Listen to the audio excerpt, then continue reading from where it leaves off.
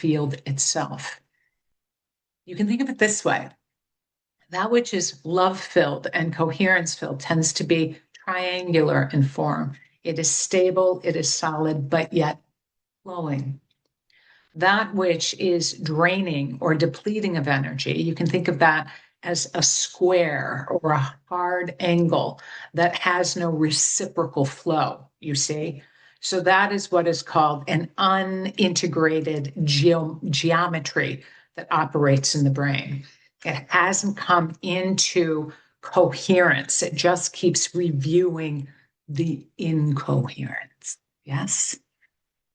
We want to come at this from both shape and geometrical structures, as well as the heart and the felt sense.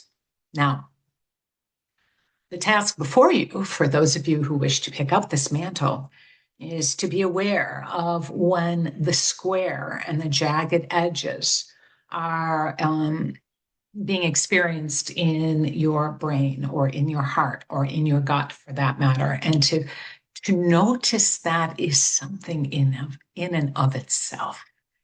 To identify when the square, the unintegrated, the incoherent thought patterns, experiences, and memories are running through your mind. And we would say to you, everyone on planet is running these through their mind.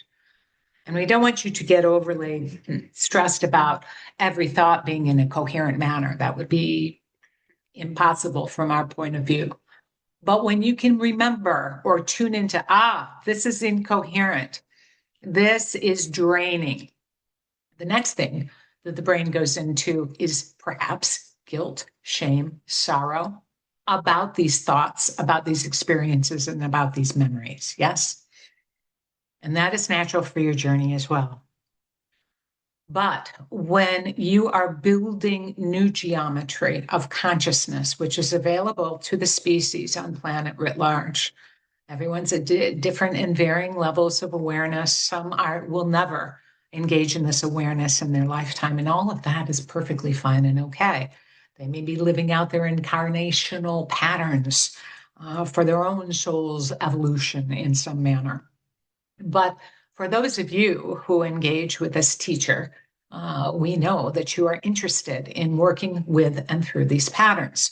So by identifying this is contracting, this is incoherent, we would ask you to do this, to interrupt the pattern very simply with that which is coherent, with that which is loving, and to interrupt the recursive looping of that. That's what this is. It's just a loop that keeps coming round and round, often by triggers.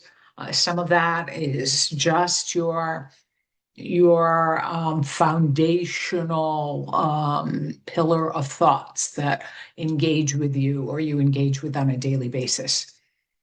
So if you can be aware of how you feel when you're thinking those thoughts, and then the next step to that is lovingly releasing guilt and shame around it. We see a species so filled with guilt and shame, and even some cases sorrow. Some of that has been not of your doing.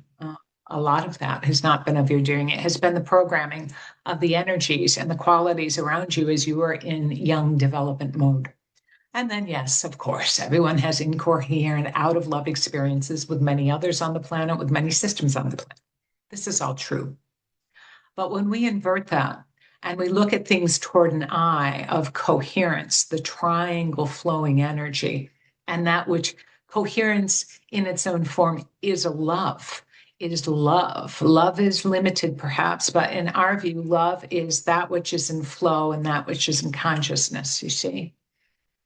So whenever you can interrupt the recursive looping with something that is conscious and in flow, the memory of being on a boat or a sailboat and feeling great peace, the memory of love extended and shared, sent and received.